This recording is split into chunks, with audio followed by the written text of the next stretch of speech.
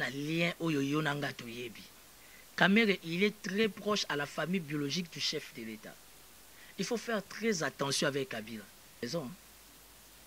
Le lot, s'il y a des gens qu'il faut respecter dans cette lutte, ils ont le cas Honoré Ngwanda, ils ont le cas docteur Mukwege, ils ont le cas syndicat de Kolo. Il a la tête haute pour syndicat de Kolo. Anatina Landa Moïse, pour Moïse, mais syndicat de Kolo, sa femme, c'est la femme la plus riche d'Afrique.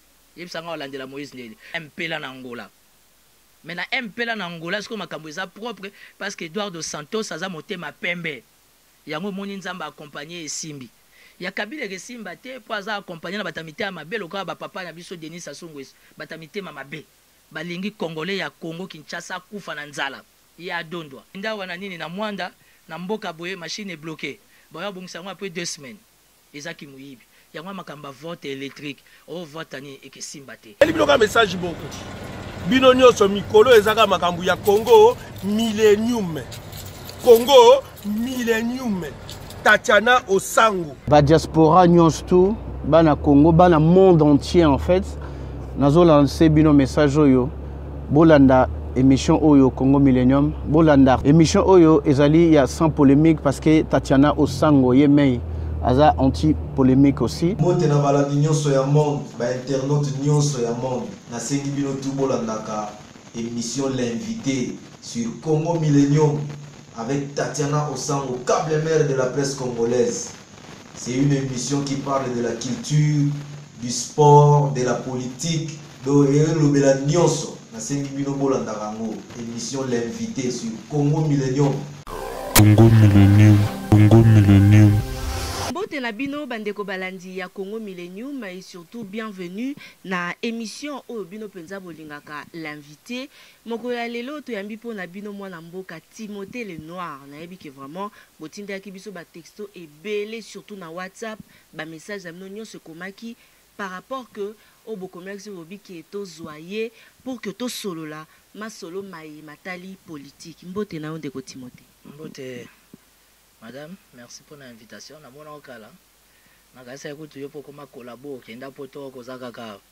Donc, merci pour l'invitation. Je suis là, entièrement à ta disposition. Moi, ils ont ma casse dans l'esprit, ils ont chauffé. On a le supporté, on a le côté. Photo yokana. Voilà. On a déjà balandi à Congo Millennium pour comprendre que tous un Timothée le Noir Macron. Au changer comboté Zara Macron. To ke moi mke. On a Macron, malgré que Emmanuel Macron a décevoir parce qu'en fait, il faut dire que la politique française est pour Kabila. Entre autres, le gouvernement français, Emmanuel Macron ne cesse de nous décevoir. Heureusement que Dieu nous a envoyé quelqu'un. On a un papa national. Il vient à Yoyamnoramboka. Papa Laurent Mosengo. Tu vois que Dieu étant tellement amour, vu que le peuple congolais a subi banco, canaille de gauche à droite, Dieu a suscité quelqu'un, au Moutakori qu'on imaginait, mais quelqu'un qui n'a pas faim, quelqu'un a un objectif, moi quoi ils allaient, bisobo moina, biso et bateau. Donc félicitations d'entrée de jeu, je félicite le cardinal Mosengo, et puis on a félicité le cardinal Mosengo par rapport à sa flexibilité, sa souplicité, nous a présenté biso le dimanche à Notre-Dame, Monseigneur Ambongo, parce qu'il faut préciser que c'est le cardinal Laurent Mosengo qui a proposé qu'il n'a pas comme adjoint Monseigneur Fridolin Ambongo, connaissant son état d'esprit et puis par rapport à ma combat parce que Mboka son a posé la liberté mais Mboka a besoin de délivrance. Alors délivrance c'est un processus, dans le processus ça nous a un effort commun. Alors la présence il y a Monseigneur Fridolin Ambongo espoir ça donc toutes les bonnes choses. Toutes les bonnes choses, Timothée le Noir, to sola sika mai matali penza mboka poto sito koti déjà pour koti. Le lengeni penzo zomona ba marcho ezozala organisé et pas ya ba batona biso to benga ba sango ndengo uti ko féliciter cardinal kasi na mopandi penza confrère moko asalaki émission moko na Claude Machalaye a lobité bango baza contre likambo ya ba marche wana parce que ba catholique nde bazo salaka que bato bazo kufa yango te. Je vais te dire une chose, quand on parle de la politique, tu peux pas prendre quelqu'un comme moi Timothée le Noir. On a analyste politico analyste socio-politico-religieux. Moi, je ne suis pas quelqu'un Robetanga Masola, Papi Tamba, Claude Machala. Claude Machala a sans position, a sans vie. Tout le monde sait. Alors, Claude Macha Aza ni na territorial, Aza ni chef du quartier, Aza ni bourgmestre. Ça veut dire que politiquement, il ne représente rien. On appelle tous ces mondes-là fou du roi. Et il ne faut pas dire que l'Église catholique, jusque-là, marche et salama sur ordre, il y a des laïcs, c'est vrai, qui sont de l'Église catholique. Mais il y a une différence. Jusque-là, cardinal n'a pas l'obité. Parce qu'il faut que les gens sachent comment faire la part des choses. Et moi, étant politique, parce qu'il faut préciser que moi, je suis ni de l'opposition ni de la majorité. Vous voyez le discours, moi, je suis de la République. Et je pense qu'au nom de la République, par rapport à la souffrance et à la population, il faut accompagner des marches et laïcs. Et bravo, c'est vrai, marche et salama, c'est vrai, koufa. Mais dans la révolution, nous sommes maquillés. Thérèse Kapanga la koufi na Kitambo, babomi na porte église, Rossi babomiye, lobe koza Timothée Lenoir, lobe koza la yo, la vie continue. Daniel Boteti. Babomai pa bakonzi hôtel de ville na assemblée provinciale. Basangana gouvernement provincial na bureau ya assemblée provinciale baboma Daniel Boteti. Ba yo boma sous député na biso a Esra Tozana Bandal, Marius Gangal. Donc tu vois que la vie continue. Ça veut dire que même si on a un zate, la vie va continuer. Mais comme il y a un processus moko, ça veut dire qu'on doit se battre avec le pouvoir. Et tout le monde a pouvoir dans nos côtés, tout le monde a molimo. Il y a un monarchie catholique qui a fait mot d'ordre sous la bénédiction du cardinal sur ordre du pape, comme mystique. Comme tellement mystique, il y a un monde tout qui peut les caisses. Donc moi, je soutiens la démarche des laïcs, je soutiens la démarche de l'église catholique et je soutiens la personne du cardinal Laurent Mosengo parce qu'il y a il n'y a pas deux. Et alors quoi Tintin a binoté ya Moïse Katumbi, azo bengisa batu na Afrique du Sud, wana eza ki Tintin. Mais tout ça na papa moko oya telemi, bazo beta bana, bazo boma bana, papa a telemi, ye wana Laurent Mosengo. Le Belasika, Timothée Lenoir, toki penza ok, moi na moi lombango penza likambo ya Moïse Katumbi. Qu'est-ce qui se passe d'abord? Invitation Moïse Katumbi a bengisi bande ko na biso na Afrique du Sud ezana no pona nini et yo siko pona ngo moni yango ndenge nini analyse nini zo sala pona likambo. Je ne changerai pas d'avis. Je n'ai rien contre Félix Tshisekedi. Je n'ai rien contre Caméléon, Azane Caméléon a changé de couleur à tout moment. Et je n'ai rien contre Moïse Katumbi. Ngai un état d'esprit nangai. Na position nanga étant politique misatu wana na ndimelaka bango te au Moïse Katumbi na bambongo na ye a saba to baché d'esprit parce que Moïse Katumbi c'est supposé ndenga longa fonctionne à minute il faut katana déjà pour entrer peu comme tel wazagi na ngota wazagi en fonction na super ekeseni soit disant qu'il a solo bing bazo pese bambongo tant mieux mais moi Moïse Katumbi m'inspire pas confiance bate belé ba repesa nga réseau dans l'avenir. J'ai dit beaucoup de choses en 2015 oh yo yebezo ko kisama lelo. Moïse Katumbi fait les jets de Kabila. Nous avons vu combien de fois. Alors, comme c'est quelqu'un qui connaît tout le monde, il y a des millions de députés, soi-disant il y a opposition, il y a des communicateurs politiques, il y a Mike Mukeba, Daniel Safwa Kenda, c'est ce que j'ai appris. Moi, ça n'a rien à voir de jalousie, n'est pas invité. Non. Moi, je ne suis pas dans cette logique-là, je ne suis pas de cet attendement-là. Moi, je suis un homme de conviction. Et de par ma conviction, Moïse Katumbi fait les jets de Kabila. Et quelqu'un comme Moïse Katumbi, moi, Timothée Lenoir, jamais n'a pas approché. Tu vois, Ezaki Genval, et l'ongwe Genval est comme Johannesburg. Moïse Katumbi a des sérieux problèmes. Ngana yo Tolanda qui est en ambassade à Belgique. A que ça la procédure à son passeport congolais. Ba pimeli yango. Yebsanga Moïse Katumbi a voyagé na passeport ni. C'est parce qu'il en a au moins 5. La question sur la nationalité, on n'en fait pas parce que c'est un faux débat. Mais nous voulons avoir des vrais dignes fils du pays, au bazo combattre, au bazo bunda, bazo lutter pour Namasolo. Raison pour laquelle, si tu réfléchis bien, tu verras que jusque-là, cardinal n'a pas de opposante. Parce que le cardinal sait au nom du Vatican qu'en RDC, il n'y a pas d'opposant. Moïse va être opposant par rapport à quoi? Par rapport à qui? Moïse il fait les jets des Kabila, qu'est-ce qui ne va pas? Poiso Beng Sabino, Bokelia, Bosuba enveloppe, c'est ça la vie. Dobi Tumbo, Biso Tozo Mene, Tozo valoriser en ambon. Il y a un moment où il y a Biso. Olingo lingate nzamba valoriser biso toko diriger mboko dans l'intégrité parce que peuple a souffrir batu ba nanzala ngamo depuis tongo wena on a lié ozomona nazo bela naza septembre à poison j'étais empoisonné mais depuis tongo on a lié parce que je n'ai pas de moyens si ko so na niveau nanga je n'ai pas de moyens mutana selembao mutana bumbu mutana kisenso mutana masina mutu azana bagata mutu azepa na biso na likimi na bujala mutu azali na luozi na mweka. Tu vois, nous sommes dans quel pays, madame? Il faut élever les débats. Raison pour laquelle pour mon Moïse Katumbi bazana calcul nzambete nzamba cité monseigneur cardinal Mosengo Yemoko dans la lutte. Et moi étant spirituel, moi je suis pas l'argent, moi je suis la spiritualité car tu le sais mieux que moi, c'est la spiritualité qui dirige le physique. C'est la spiritualité qui dirige le physique. Timothée Lenoir, tout le bapé ya bagarre parce que dernièrement, à tout comme on a les réseaux sociaux, bitumba la katia primature yo ya la rakuna. Et là, on est comme il s'est passé kuna primature parce que primature ezali ya ngai, ezali ya yo, ezali ya moimbo ka nyonso o azana besoin.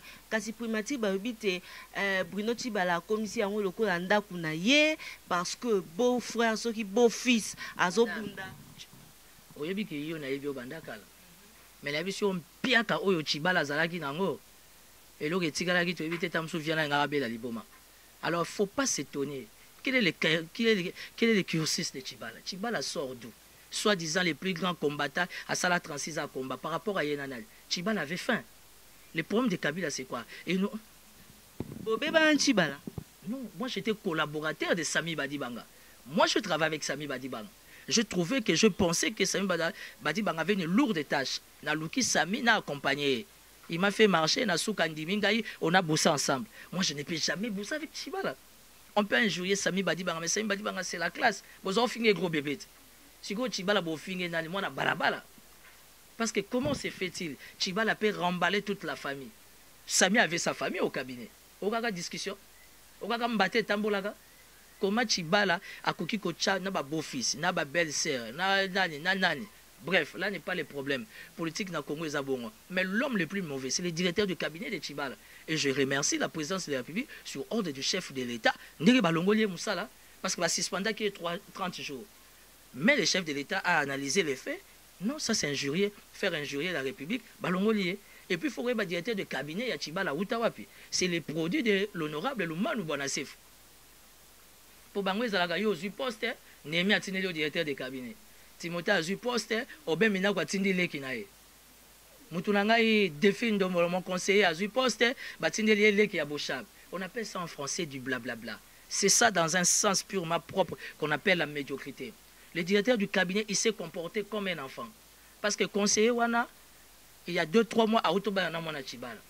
Quelqu'un qui vient de nulle part, Mbama Basali CTS, conseiller technique et spécial. Ok. Il a respecté la démarche, la procédure, ma cabinet à voyage. Directeur du cabinet a approuvé voyage, a coupé Sambon. Mais directeur du cabinet, parce qu'au sein de la primature, à part des cabinets du Premier ministre, mais il y a aussi 4, 5, 6 personnes au bateau dépendent de DIRCAB. Parce que de toute façon, c'est les DIRCAB qui chapeautent les cabinets. Mais le malheur politiquement, c'est quoi? C'est que Tshibala a contrôle les directeurs du cabinet n'a été. Papa Moko, vraiment, oh, boyebi namité manios. Et Wanaza conseiller, comment un conseiller spécial du Premier ministre, de surcroît beau-fils naïe, beaucoup de tinda soda ayako benganaï. Et puis, il y a mon Zaki d'accord, hein? Il y a mon directeur de cabinet qui va filmer Zaki d'accord, mon andé n'a pas sa ordre. Au moins, des gens confondent avec. Semaine où kuna Tshibala nda kwekwe, semaine où kolanda babundi, ça veut dire que combat mystique et ça a fait nango. Donc ne vous étonnez pas. Aujourd'hui, on peut tout dire de Matata Pogno, mais il faut respecter Matata. J'ai travaillé à la primature. Primature, c'est un site touristique très kitoko. Et puis, primature, bureau, bazari, batumi, balé, bakoma 4. Au bazari, 3 personnes, bakoma 6. Primature, azasou, on a papier génité. Primature, toilette et tonda.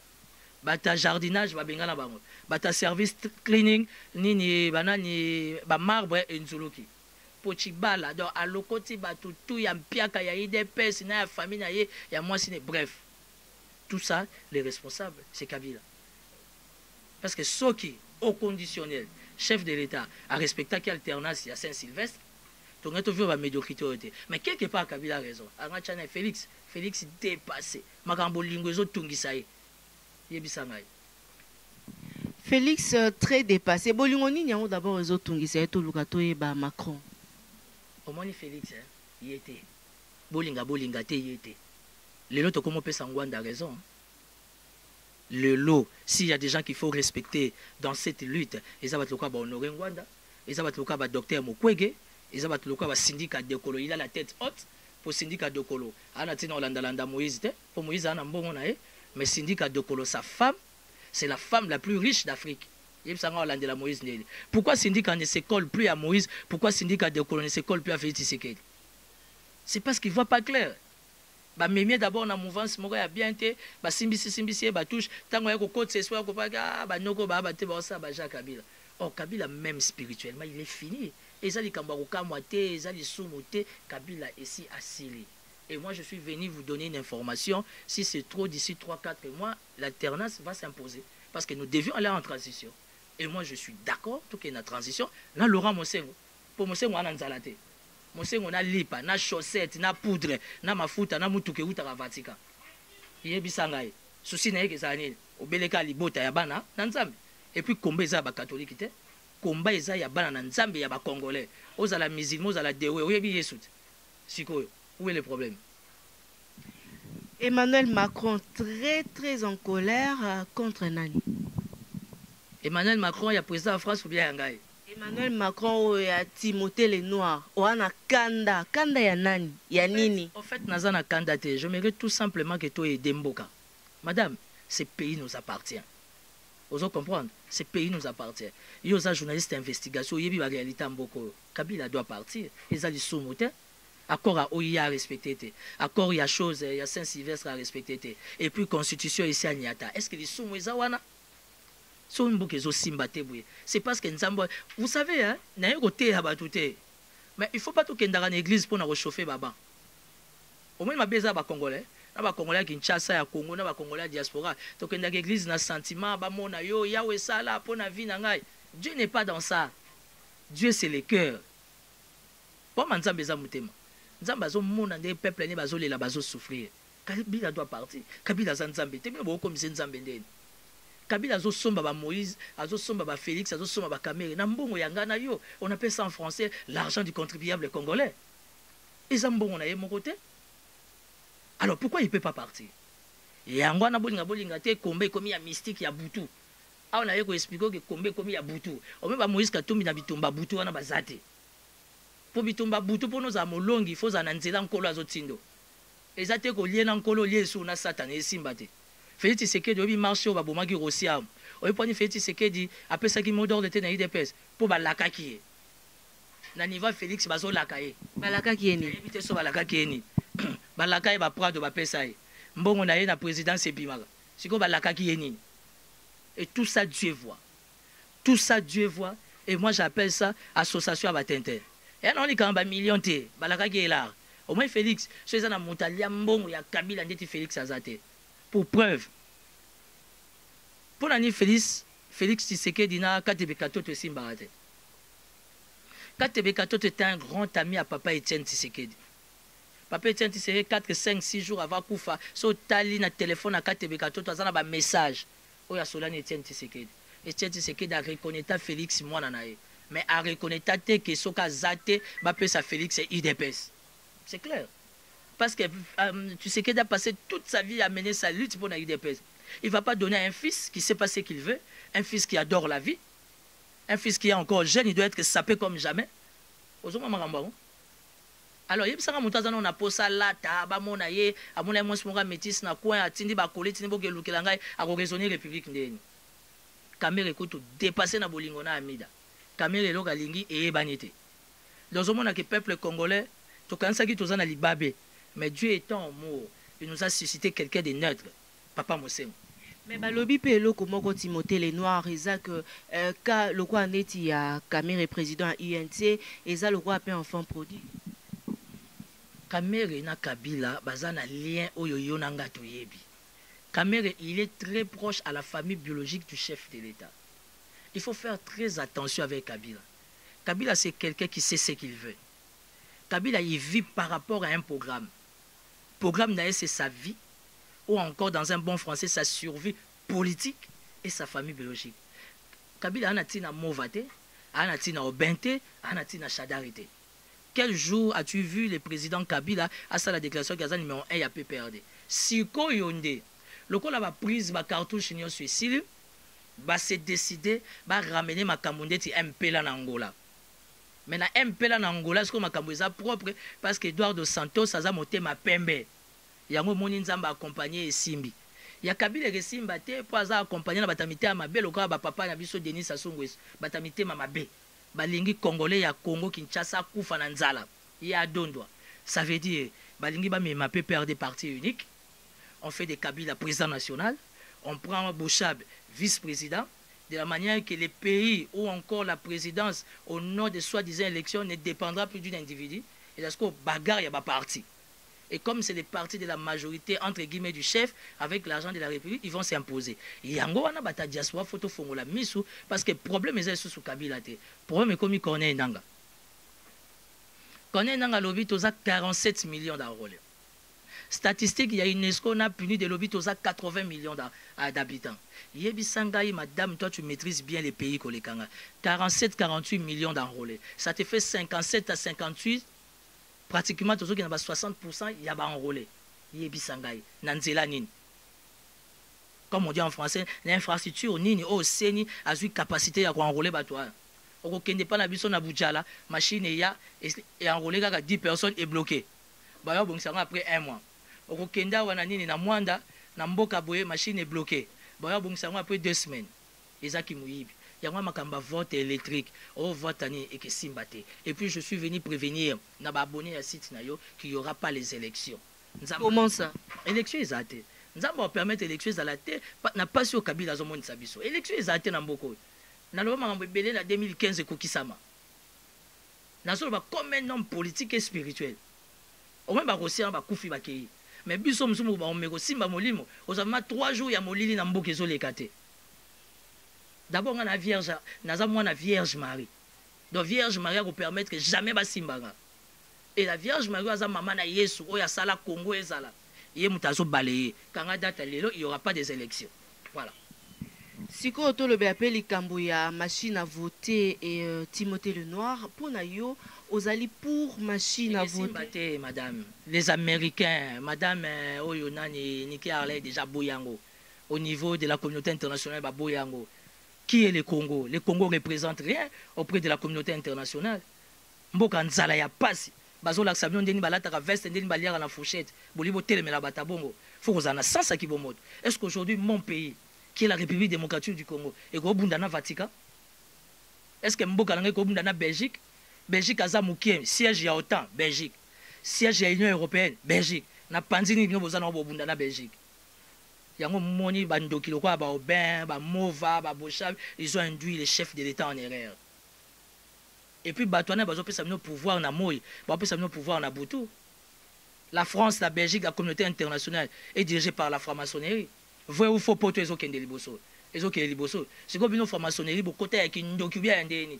Pour franc-maçonnerie na mino bozo boma peuple na nzala, bozo boma peuple makile zo tanga avance mes até na mboka.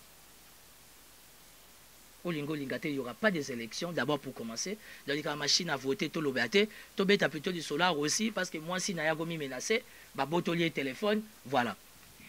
Merci beaucoup Emmanuel Macron. Toko Tasiko, vraiment, et moi, assez apprécié déjà amorce. Oh, bande on a besoin de ça, ciné dramatique balobaka. Tolo bela sika likambo penza pe ezali likambo mbutu mbutu po wana pe baike penza bayo bozali ba diaspora bozo benga benga à tout moment likambo ya liwa ya ndeko na biso aussi to banda d'abord Emmanuel Timothée Lenoir koyeba d'abord likambo liboso. Autopsie et pesi biso résultat nini? Autopsie ou pas autopsie. 1. On ne se bat jamais avec le gouvernement. Aujourd'hui, Makambo ya Rossi est comme une charge à gouvernement. Famille à Rossi, c'est une famille pauvre. Même si tu es une famille riche, tu ne pourras jamais te battre avec le gouvernement. J'ai fait un pas en arrière. Babouma qui, moi, Nabiso, aspirante, Thérèse Kapanga. Lélo papa n'a eu un officier supérieur porté disparu. Maman n'a eu inconsolable dans l'hôpital. Et comment ça passe? Et on a lobby déjà à partir d'avril dans le Balisouté. Et on a prière, on a boulé autrement. Parce que ta poto bazo comprendre depuis sans à combattre. Les lobes copé sambongo, na famille a Rossi, il faut donner l'argent à sa femme. Moi c'est ndem tazana bananae. Le cas ba famille africaine, famille a Rossi, n'a ko informer bino, na moi si naye ezo simbate. Oh soi-disant à balara moi si wanate. Mais la coutume na biso ba africain, tant que tu vends nos vies de couple 6 mois. Ou encore na loi na biso, tant que tu vends nos vies de couple 6 mois. Automatiquement tu communal. Automatiquement tu comme marié. Mais les lots famille, il y a Rossi, bah comment le baki non, Rossi a balaka moi na moi si anate. Il y a un gars na senga qui na bata poto, bah cotisation bo sali bo bomba mbongo. nzoto ya Rossi suka kebima tant bakolela ye to kundiye tant les deux familles et que panzana mwana mwasi ana kosala nini azongi pa na bango après to sala nini to keluka mwana mwasi ana to sala nini to pese mbongo. C'est comme ça qu'il faut faire les choses. Bata diaspora ba commis dépasser le roi bata Kabila, les gens sont agités, les gens sont en chaleur, qu'est-ce qui se passe? Bata diaspora faut pas en bateau baza crédible le la biso. To ke mener ba investigation to ye ba famille ya mwasi a aussi. Tant matanga aussi la mwana batazongi pa na bango botindi mbongo. Bino ba cameraman ba site makasi toke sanini toke pesa mbongo pa mwasi na. Aujourd'hui on donne l'argent à sa famille. Wana za ba fantasme. Parce que lingo lingate gouvernement opé sa famille mbongo pour na roboma moto. Et belé ba kufa boka sou li solo. Teresa auto kufa ya 2 semaines 3 semaines 1 mois li solo zo beta maïsous. To yebi mboko ndenge fong. Chebe ya kufa. Lelo li solo chebe beta maïsous. Bana poto bana diaspora ba tuntuka aujourd'hui qui parle de Chebe. Armand Tungulu ba bomaye. Nzoto emonana te ba kata lokola nyama. Lelo mutuni na diaspora beta li solo Armand Tungulu. Bande kwa diaspora ba ça rappelle moko bato dans les bons. To pe sa combat na biso sens. Tout ça m'a comme un sentiment. Et puis entre la diaspora et les combattants, bah comme il y a collabo, pouvoir et sombier belé. On ne sait pas qui roule pour le peuple. Sanga et les Kiming. Kabila a l'impérium. Kabila a l'argent de la République. Donc pour na somba mutu. Ils en ont facilité. Mais moi je me dis que somba mati. On go tourner question là-bas. Et ben Timothée le Noir, yango penza le roi to vandi. Non, yonde mto ebiso ba somba. Il y a un principe spirituel. Nini? L'apôtre Paul a dit, j'ai appris à vivre dans la disette, j'ai appris à vivre dans l'abondance. Soko yebi komi kokela na muke na oko umela. Au moins ba maman na biso ti ba komi na ba 80 ba 90, c'est parce que ba yeba ko tambola. Ngana ko simba nzete pona yebi ko tambola. Naza sembote. Pour ce qu'on a commis sembo, c'est qu'on a commis vraiment colo. Mais en tant que moutou, na ko simba nzete, pour ce qu'on a zalango na zalango. So na zalango te na vandi. Malet wana penze fongwa melio Timothée le Noir. Mbongo yango. Est-ce que longi na ngai ko kana mbongo te ngamo ko mbongo? Est-ce que biki na ko boya mbongo Kabila lelo, mais na baluki we mutu mo pa benginga na zui fois 3. Tondi mela nzambo tozo sambela. To kendaka kana na bante nzambe, ozomona Kabila te, akokufa mkoloni, Dieu n'aime pas ça. Zamba zotala biso tozala sembo toyeba kotambola lelo bozolanda Moïse Katumbi na mbongo Kabila kamere na molili azwaka na yebi yango te Félix Kuta zo vivre na mbongo ya Kabila yango zomona ki na calcula nzambe bazate pona ni Kabila zo kopesa mosengo mbongo te mosengo aza nango besoin te yebisanga na Vatican mbongo ezate soki eza na meilleure banque eza na monde c'est au Vatican okomi hein. Timothée le Noir, lelo vraiment ba diaspora na ebi que boza ko se retrouver to vandika na likambu ya Rossi vraiment parce que likambu euto obima eza vraiment très profond parce que za pe na baike pe bazo benga biso ba lukalo Tatiana mwana wana ya Rossi ya liboso aza âge nini tozo luka moyenne to tinda mbongo mebo ki siko ndenge ye moko Timothée le Noir a lobby. Madame, avec ta permission, bata poto hein, bazala bato babani zonga sima. Taba soki tala sima zonga moto bata poto pourquoi baza ko s'agiter na qui marque tabo azu soki 13 000 euros il paraît na soleil na Magalilo mama ba on a so na 5 000 7 000 euros Magalilo mama passenga maman moso Cécile Kino si je me trompe pas ba so na 22 000 euros bref ba ko so mbongo ante ba fongoli compte ba bombia pourquoi bata poto baza agiter moi na moi ça kufagi na kitambo papa na yo officier porté disparu maman na zobela batinda pe mbongo to sunga maman to sunga no bato bazana bomoy siko likambo a Rossi comme staff je suis Rossi tina ba profil à WhatsApp et à Facebook on appelle ça en français c'est du fantasme et on moni Kabila c'est kaka biso po na ya poto na awa to ebelo to lingite to sangisa mbongo to bomba matanga na suka nzoto ekebima e ba kosisa kolela après 2-3 semaines famille resa nini ekevanda ton famille panzani après to salini bobengi biso bato to zawa to keluka mwana mwasi wana to pesi mbongo. Ceux qui peuvent ça ba démarche moi c'est un abani ba na poto il y a pas de problème mais pourquoi les gens sont agités faut te d'abord la famille aussi na moi c'est aussi bazo soit na bazo bunda tous les jours moi c'est aussi ba boto les téléphone famille na payé comme on a guerre l'état c'est quoi linga bongo le gars la pouvoir weza na moi ba ndoki sepeli nango bien na bino ba na nzambe tout à tout mais bozo bunda faisons les choses bien faisons les choses proprement laissons Dieu gérer les temps et l'on apprécie ça biso nde tozo bela to koluka disungi osunga pe biso tant bon on a comme sans maquiller le quoi j'ai coco les noirs à belli yango yo nzoto zo tungisa bo sunga ngai fona le lande ngeni bozo za na lia pau o ngape na lia pau le lote parce que ngana zo kota na transition na muta ko diriger transition parce que la communauté internationale s'est déjà choisi celui qui sera président. Il est d'ici dans notre milieu politique. Bazo taillé sur mesure. Et on va dire que notre transition n'est pas cardinal. À Kambangwa, mais ma bisoti, to katisi, les bongo. Après, après, c'est qui de toi pour cardinal, on a besoin de la présidente. Azana Nzalate, Azana passé l'eau au Morote, Vatican et Pesa Ragnos. Timothée Lenoir, to lo balaka likambo wana ka place to telemito za kaka wana likambo nini eza koleka na isusu na libota ya ndeko Rossi to koyoka te to moni mwasi na ye na ba messe na ba émission nyonso asalisali na ba confort rebelle eza likambo ya tozomona ye na ano na musapi likambo nini so ekomi do bakoma wela mbongo so toyebi bien mais toi ba africaine est-ce que eza likambo sonu bien likambo okamo yango wana si au conditionnel. Nous voulons réellement aider cette femme-là. Hein? Parce qu'après ça, il faut continuer à vivre. Il faut balaza jeune. Mais à venir, il y a bana aussi. À venir, il y a parents. À venir, il y a bana aussi. Maman a beau 9 mois. Ou encore, ta poto va garder équilibre. Il y a un monde qui va ta poto, ta diaspora, ça m'a une salité. Ça m'a une propreté. Comme il a une famille, il faut dépanner famille. Mais réserver la plus grande part à sa femme. À ça, il faut vendre dans ma belle, il faut payer 10 000, 20 000 euros à gérer mon délai. Et puis, toi, à bonne fois au bazar. Tout ça, matin ici, là, vous saluez invitation, na yena bana bakena bango, ba ONG à droit de l'homme et belé et histoire voilà. Pourquoi les gens s'agitent? Parce qu'aujourd'hui, le gouvernement, ils ont le capé ça. Mais tel que na monaki mon nana moi si famille a aussi relia, mais moi wana moi c'est olia mbongo à l'état. Donc, on a besoin de mbongo, il y a peto, il y a de diaspora, mais tout s'est calmé. Pour Timothée Lenoir, to komi penza na suka ya émission na biso lelo l'invité, so ke zaki na message moko clé o esengela ki na o penza o lancer na ba diaspora, to pe na ba o bakolanda awa na République démocratique du Congo. Message dans la clé premièrement. Je suis très malade. Kolanda ba cravate c'était.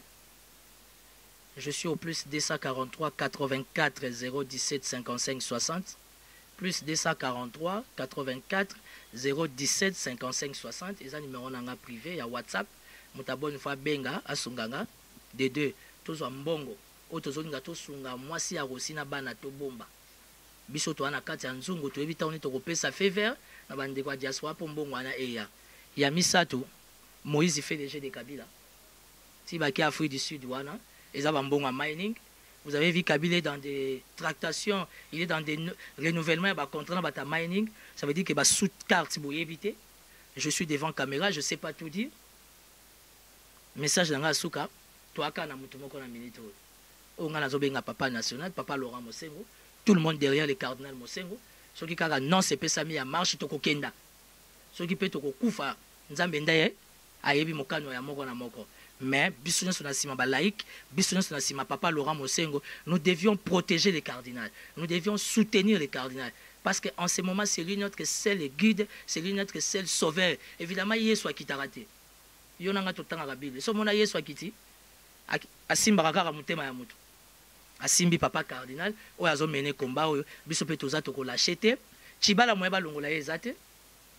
Parce que bêtise et Sabine a primature, ils en a contrôle naïe. Mais le roi Outine Nanzala a maîtrisé l'ien chance et l'euro pamba. Moi, je l'ongolais zate. Pourquoi on l'a chibala? Parce que Kabila, en ce moment, il est bloqué politiquement. Au niveau extérieur, il ne s'est plus nommé. Parce que automatiquement, de par les calculs, il y a la communauté internationale. Sous la bénédiction, il y a Vatican. Ça veut dire qu'il faut qu'il y ait une transition. Et sans Kabila. Il y a un moni chibala, Azana. Mais la Premier ministre a une mission de service, a une bêta selfie.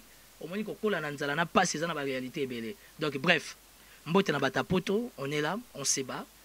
Les gens de bonne foi, ba benganga, ba sunganga, ba soutenir nga. Mais tout sauf Moïse, tout sauf Félix Tshisekedi, tout sauf Vital Kamerhe, tous derrière papa Laurent Mosengo et tous derrière Timothée Lenoir. Pour rappel, on a un candidat président. Batapoto bat bosser la cotisation. Moïse Katumbi a un candidat président sans roulate, a une carte d'électeur mon colonie. Bon, on a une carte d'électeur. Na lobi mabe à suivre. Merci beaucoup Timothée Lenoir na maloba na penzande totie litono topé point na émission la biso ya mokolo ya lelo. Merci beaucoup na papa Riki Dibendi ensemble vraiment na ye moko maman Nguli poza maman ya solo yango to bengi yo Nguli maman Zoli Dibendi maman ya bana ebele maman na Jason. Bonne fête, il y a mois de la femme, mois dédié à la femme, mois de mars vraiment, et Zaraba maman. Bonne fête à Cécile Osango, Irène Baelo, Mireille Osango, Nadine Kadicho, Lolita Waku. Bonne fête à toutes les mamans, je vous aime beaucoup. Bonne fête Nabino Nyon Sobayo Bolandara Tatiana. Bonne fête à Ninel Lukus. Bonne fête Nabino Nyon Sobayo Bolingara Tatiana. Tatiana P. a continuera toujours Kolingabino Os Osango, grand frère propre Eric Lusandou. Bon voyage. Yo ebikara le noble donc ezalara ndeto sokolo la roi. Riki Nemiala Boza et belé vraiment. Pinocchio, Lynx Lengelo, les piliers de Bundes, je vous aime beaucoup et merci encore une fois na papa Riki Dibendi pour na confiance. Boza et belé au Bolingara Tatiana De Gaulle Mavinga le roi, Motema ya la reine Agnès, Bino Nyonso Bayo Bolingara Tatiana Boy Bapeke Tatiana Lingara Bino, donc Claude Ponda qui Toko, les rassembleurs, Sangisa, Baronio Sora, Nengezalara, Eric Lusandou, confiance et ko bana niveau likolo, os au sang au grand frère propre, champion à ma gauche, merci beaucoup. Et merci à toi, Jires Mwanda, pour na Bilili Lenda. Merci encore une fois, Jordan Kambala, pour na montage. Merci na ba diaspora, Nyonso Boza et Belé. Bao Bolingara Tatiana au sang, Weba ke Tatiana au sang, Ope, Alingara Bino. Na continuer toujours Kolinga Bino, DS Samu, Banabasi Nyonso Poto. Donc, Chantal Malembe. Bonne fête, ya Lolita Waku, Cécile au sang. Boza et Belé, Banabasi Nyonso. Et nous clôturer la maman nanga vraiment maman major maman Marie-Thérèse Ambaote. Bonne fête également à vous, bonne fête à Rita Lemo et de gros coucou à Emmanuel Bonheur Badi Banga, je t'aime beaucoup. Bobo Tobondeko et Régnier na mabota mabino Soki Nzambe Azongite. Retrouvez-nous prochainement. 2 numéros où ils allaient afficher na baba, il y a ba téléphone, ba écran, na bino, ba machine, bo contact arabiso, toujours so besoin ba question, besoin to yamba mutu. Envoyez-nous vos textos, envoyez-nous vos messages, on est là pour vous. Bobo Tobondeko. Allez, au revoir. Congo Millennium.